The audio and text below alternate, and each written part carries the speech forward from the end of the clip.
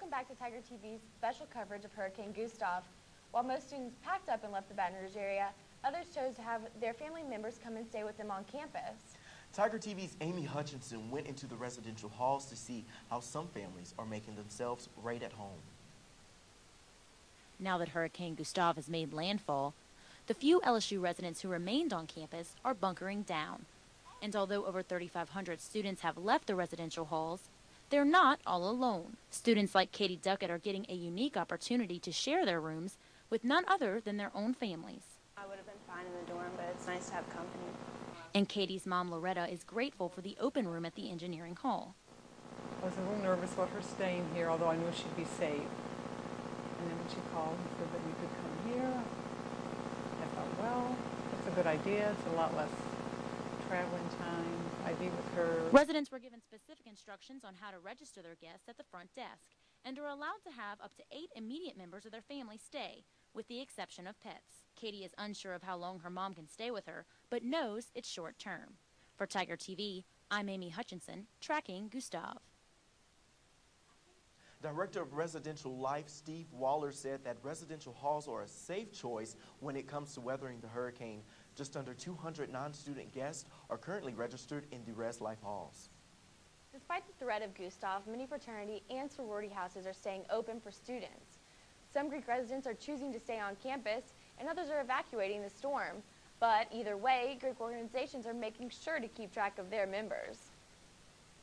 We had an in-house meeting the other day, and we filled out a form that said like where we're going to be, our contact information, the home line to wherever we're going to be, and just like parents' information. Most Greek houses are remaining open during the hurricane, but others have chosen to close due to fire code renovations. With up to 15 inches of rain expected to be dumped on LSU's campus over the next few days, localized flooding will be a major issue, according to Fred Fellner, Assistant Director of LSU's Landscape Services. Highland Road between South Campus and Raphael Sims is very susceptible to flash flooding. On the other end of campus, Seba Lane near the Copy and Mail Center has the potential to retain at least 1 foot of water. For students with cars parked on campus, the parking lot between Highland Hall and Highland Cafeteria is a major flood risk if rainfall persists for many hours.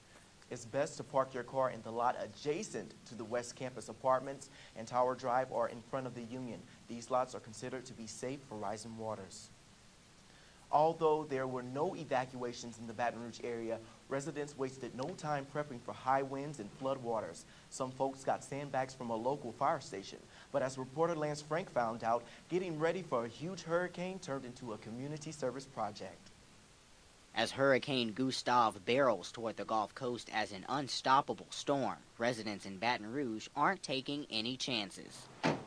I feel very prepared. They're bagging up sand. They go around my whole house. And bringing it home.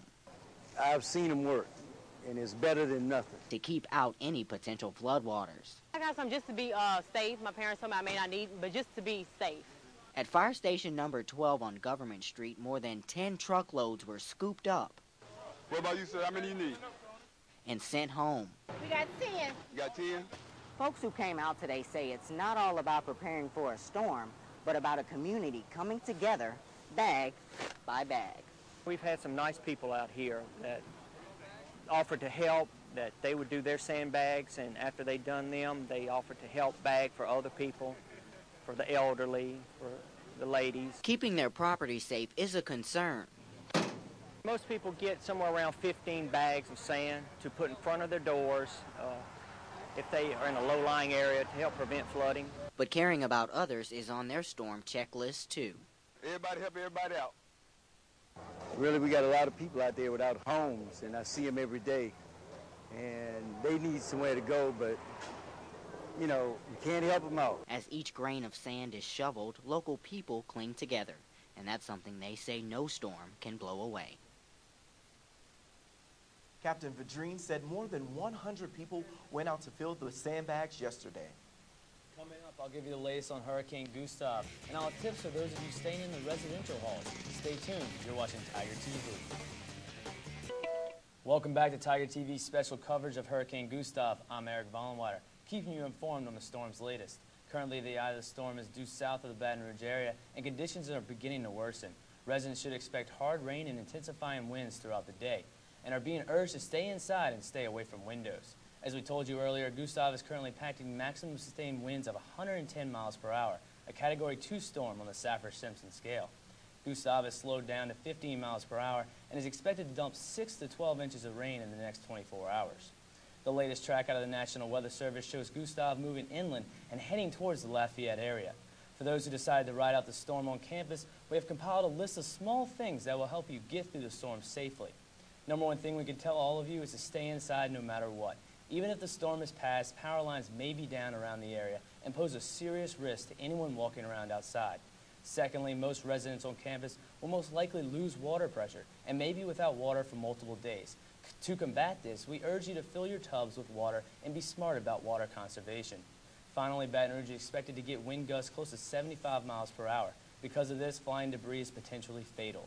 If your window is damaged by debris, find the nearest enclosed area in your dorm. For up-to-the-minute updates on Hurricane Gustav, visit tigertv.wordpress.com. Now over to Brittany for what effect Hurricane Gustav is having on the world of sports. Gustav is impacting every aspect of our lives, including sports. We now welcome Daily Reveille reporter Amy Britton on set to tell us how the storm will affect our Tigers as well as other teams across the nation. Thanks for being with us, Amy. Thanks for having me. Anytime. Even though we're in the middle of a hurricane, our teams still need to practice. Now, where are our in-season teams riding out this storm?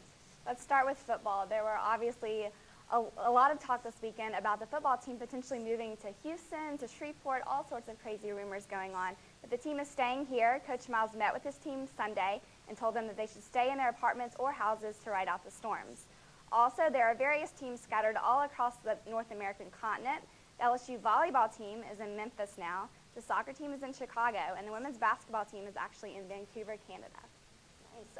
Now, have you talked to any of these players or coaches to find out, what their plans are for, now, maybe after the storm? I did talk to Charles Scott, running back for the LSU Tigers, and he said that the team is just like any other students on campus, really. They're trying to focus on getting to their apartments and houses and staying safe. He said if the Tigers are needed, they will volunteer as necessary. The LSU football team is scheduled to resume practice Tuesday at 1 o'clock. I also talked to Fran Flory, LSU volleyball coach, and she actually told me a very funny story. The team actually went to Graceland in Memphis yesterday. They're kind of holed up in the airport in homes there waiting to get back to Baton Rouge as soon as they can. But as of now, they're practicing in high school gyms and, making the best of the situation by going to see Elvis. Yeah. Oh, yeah, that's nice to make a little vacation out of it. Definitely. Now, do you know if there's any games that have been canceled and if, the teams are trying to reschedule them to, get fans back in? Yes. The LSU volleyball team has canceled their tournament scheduled for Friday and Saturday at the PMAC. As of now, they are in Memphis. They are trying to find another tournament that they can hop onto, whether it be in Tennessee or across the nation. The football game, as of now, is still scheduled for 7 p.m. Saturday in Tiger Stadium. Of course, we will keep an eye on that and see if any potential cancellations or time changes do occur. I know people definitely going to be worried about that football game. Definitely. Now, this is a big interruption to the athletes' everyday lives. Do you think that that's going to have an impact on the teams and possibly even the seasons? Well, I think it just really depends on a team's senior leadership. I mean, look at the volleyball team in 2005. Fran Flory really kept her team focused on their goals, and they had a tremendous season. Same for the 2005 LSU football team. It just depends on what type of team leaders can step up and really take a vocal leadership role. Well, thank you again, Amy, for joining us in the middle of the storm, and good luck with weathering the rest of it and keeping our Tiger fans updated. Thank you. Stay tuned. You're watching Tiger TV.